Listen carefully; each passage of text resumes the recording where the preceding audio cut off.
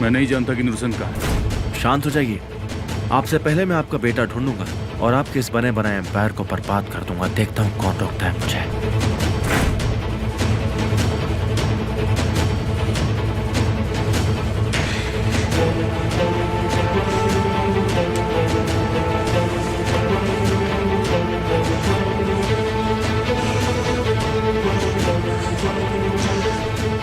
तुम उस औरत को अभी तक नहीं ढूंढ पाए क्या? हम घर के दरवाजे के सामने खड़े हैं, लेकिन यहाँ कोई नहीं है मिस्टर गालिब। ढूंढो उस औरत को, किसी भी हालत में ढूंढो।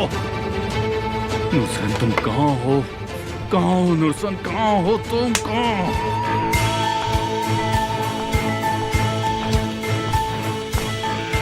हाँ बोलिए तुम कहाँ हो? डैड, ऐसे वक्त पर मैं और कहाँ हो सकता हूँ बताइए। अहमद, निहान ठीक है और हो सके तो मेहरबानी करके तुम भी यहाँ पर आ जाओ, क्योंकि सब के सब इस कंपनी में खड़े हैं।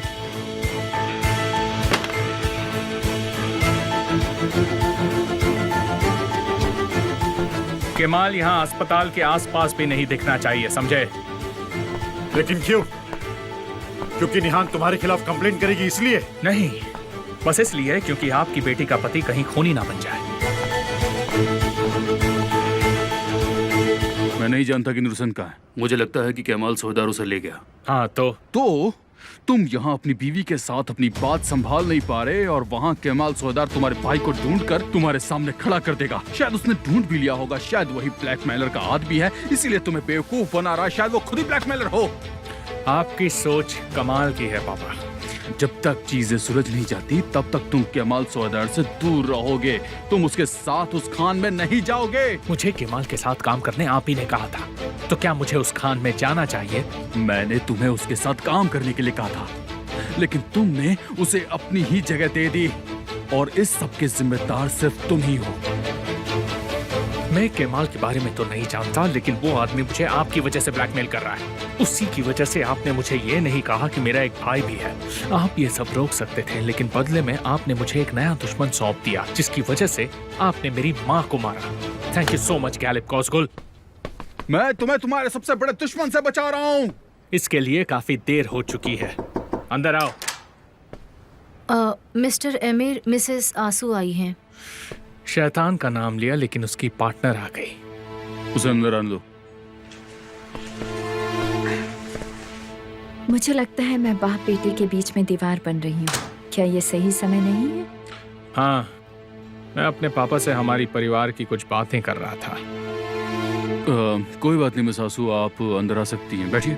मैं मिस्टर एमिर को अपने साथ बाहर ले जाना चाहती थी मिस्टर गैलिब। मुझे इनसे कुछ जरूरी बात करनी थी। कहिए ना मिसेस आंसू।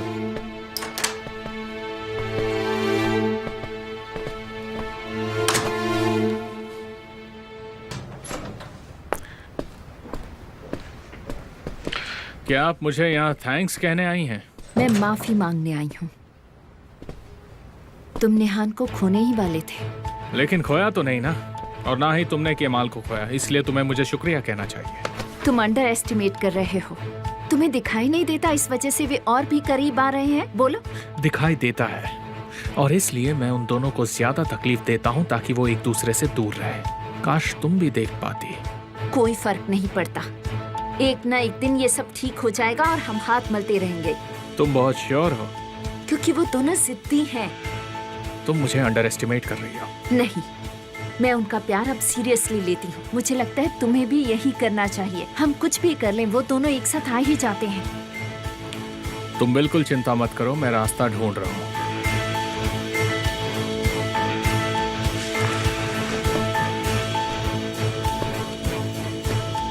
लेकिन मैं ये सोचता हूँ कि तुम मेरी इतनी मदद क्यों कर रही हो आंसू अला जहान? क्या ये बस केमाल को हासिल करने के लिए, या फिर तुम मुझे पसंद करने लगी हो? मैं सिर्फ केमाल की वजह से तुमसे बात करती हूँ मिस्टर आमिर, ताकि मैं केमाल को खो न सकूं और तुम उसे कोई नुकसान न पहुंचाओ, पर है केमाल के लिए ही।